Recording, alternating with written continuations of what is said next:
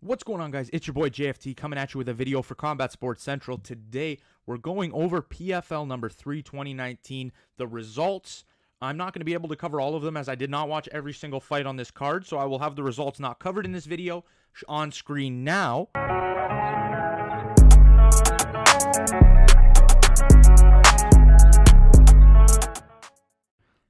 And without further ado, you can pause if you need to read it, but we'll get straight into what we did see. And that begins with Ronny Markes versus Sigi Pesaleli. Sigi stepped into the octagon, getting the 3 points for the win automatically, and went for the points against Brazilian Ronny Markes, who missed weight by 7 points. So now, if you still haven't understood the PFL system of weighing in, if you miss weight, automatically your opponent gets the 3 points for the win. You automatically can't get any points, and your opponent can decide if he wants to fight you to get the round bonuses if he is to finish you in the first, second, or third round. Now, however, in the first 4 minutes, Markes really used the weight advantage to take down and wear him out. From the first single high crotch takedown, Markes transitioned quickly into mount and threatened submissions and utilized ground and pound. By the last minute, Sigi sweeped over and slipped out into a scramble and took top position, flipping the whole round around, and it looked like Sigi kind of was the more active and fresher guy. The second started fast with Pesaleli landing significant strikes, then appeared to take damage rushing in. By the time they reached even territory again, Markes landed another successful takedown, and the weight advantage would prove too much and prove to be the difference. Every time Pele worked to get to his feet, Markes dropped his weight and denied any attempt. The final sequence saw Pele attempt to stand by getting up with Markes on his back, but when he tried to slip out, Markes used his weight to get him down. I'd also mention Markes looked extremely skilled as he flattened Pesaleli multiple times and gave Dan Miragliotta no choice but to call the fight, with the final result being Pesaleli still getting 3 points and Markes getting 0 because of the fact that he missed weight. In the next fight of the night, we actually had some weight in the fight. Whoever won got the 3 points, and if they got a finish, they would see themselves to get the bonus points for winning it in a round. And it was Viktor Nemkov taking on Rakim Cleveland next, and both looked good. They've both fought often, with 63 fights between the two. It started on the feet with big strikes and crazy sequences from both. The next notable attempt was Nemkov threatening a submission.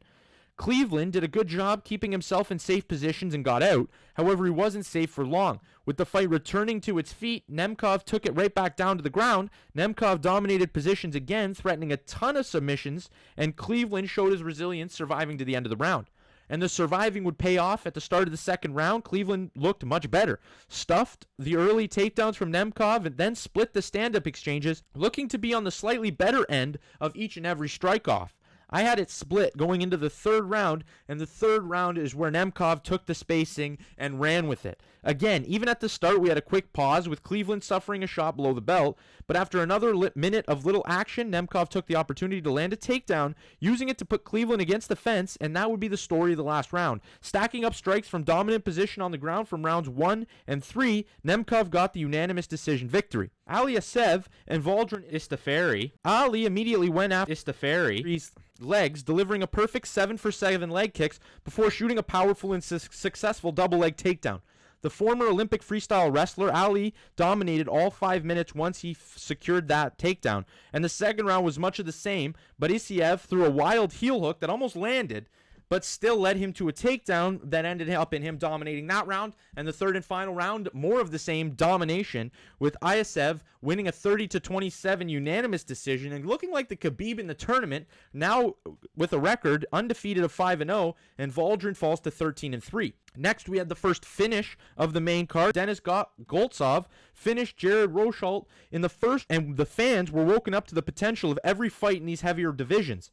This finish would secure Goltsov the number 1 spot at heavyweight, as we will see later, and nonetheless looked the best in the performance, and the difference between him and first place was from the time that Goltsov was able to secure the finish. Goltsov improves to 23-5 and now takes first place in the PFL heavyweight rankings. Then we saw Satoshi Ishii take on Zeke Tuinei-Wily. This matchup looked like it had a huge difference in experience, with Ishii having 30 fights and Zeke with only 3. Ishii, a judo gold medalist, looked like the PFL's favoritism came through. However, Wiley came out like a bat out of hell, stuffing at clinch attempts and landing big strikes, then really controlled the first 4 minutes when Ishii put out in a wild last minute, taking advantage of a slowing Tuinei-Wily at the end of the round. The second round started with Ishii landing a body kick that got a reaction from Wiley. However, Ishii came in and Wiley threw a big strike, kind of like Derek Lewis did to Junior Dos Santos in their fight. But by this time, we saw Wiley's nose begin to bleed. Also adding here that Ishii's chin is extremely legit, taking a lot of damage in the first round and looking like it didn't take much of an effect as he took some big strikes and kept moving forward. From then on, it was an extremely close stand-up fight in that round, with both guys landing significant strikes. Ishii found success with the body kick, and Wiley had his bursts, with big strikes coming at the end of each of them.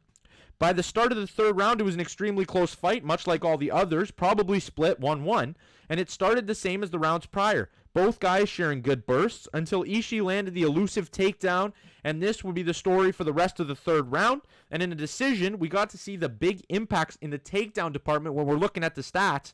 And Ishii would get the split decision victory with two judges' scorecards reading 29-28 for him and one judge giving it to Wiley for the fact that he came out of nowhere to push Ishii to the absolute limit. Then we got to see the co-main event, and returning PFL star Kevin Mama's boy Tiller fought another heavy striker in Muhammed Mo Muscle DeReese, and the fight started on the feet. However, the action came from the grappling. Tiller, who was discussing his adapting game from striker only to diversify with Reese on top, Kevin secured the kimura grip and wasn't letting it go. This was a big first-round finish that gave Kevin Tiller the second top spot in the PFL heavyweight rankings and 6 points. This is most likely going to secure him a chance in the PFL's playoffs, but he was behind Denis Goltsov because Goltsov's finish came earlier in the first round.